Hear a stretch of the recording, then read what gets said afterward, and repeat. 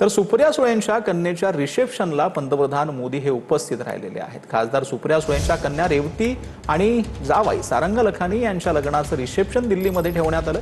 या रिसेप्शन सोहळ्याला केंद्रीय गृहमंत्री अमित शहा यांनी उपस्थिती राहत शुभेच्छा दिलेल्या आहेत। तर सोनिया गांधी आणि राहुल गांधी यावेळेला त्यांनी शुभेच्छा दिल्यात। यावेळेला पवार कुटुंबियांनी अमित शहा, राहुल गांधी, सोनिया गांधींचं स्वागत केले। दरम्यान शरद पवार आणि अमित शहा हे संवाद साधताना त्याच वेळेला सोनिया गांधी हॉलमध्ये असल्याचं पाहायला मिळालेलं आहे।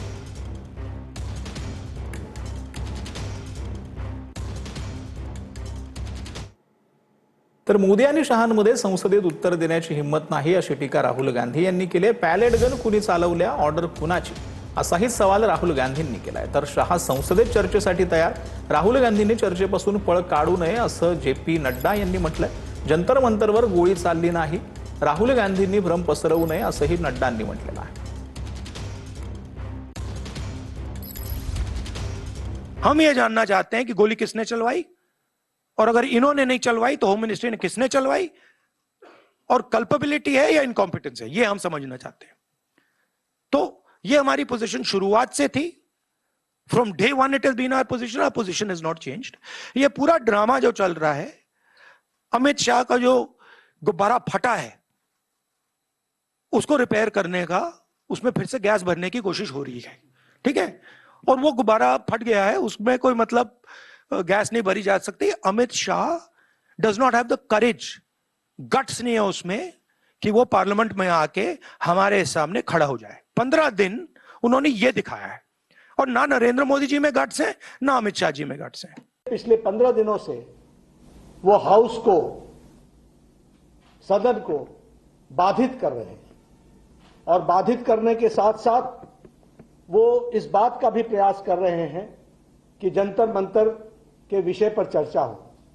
आज जब इस बात पर चर्चा होकर के तय हुआ कि जंतर मंतर के विषय पर चर्चा होगी, तो वह अब लोगों को गुमराह कर रहे हैं, और गुमराह देश को कर रहे हैं कि संसद में जंतर मंतर में गोली चली, बल्कि वहां कोई गोली नहीं चली है, और गृह मंत्री हर बात का जवाब देने के लिए तैयार हैं। विधान परिषदेचे उपसभापती सचिन अहिरांच्या अध्यक्षतेखाली शिवसेनेच्या नगरसेवकांची बैठक संपन्न झाली। पक्ष संघटन आणि इतर अनेक महत्त्वाच्या विषयांवर बैठकीत चर्चा झाली। सचिन अहिर यांच्यावर मुंबईतील नगरसेवकांची जबाबदारी जी आहे ती देण्यात आल्याची देखील चर्चा आहे।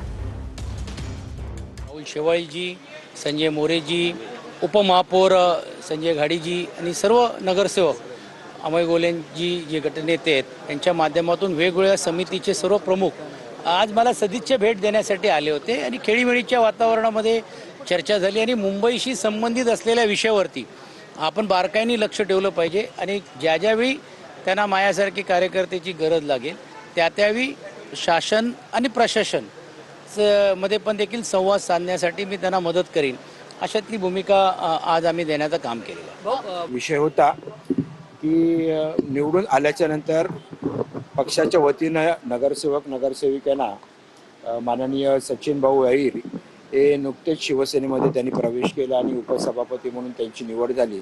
त्यांनी चहा पाण्यासाठी बोलवलं। त्यांनी या निमित्तानं प्रत्येक नगरसेवकांची त्यांनी चर्चा केली। त्यांच्या प्रभागातील प्रश्न असतील, पक्षाकडून अपेक्षित असलेलं मार्गदर्शन, मदत याबाबत त्यांनी आम्हा सर्वांना इथे मार्गदर्शन केलं।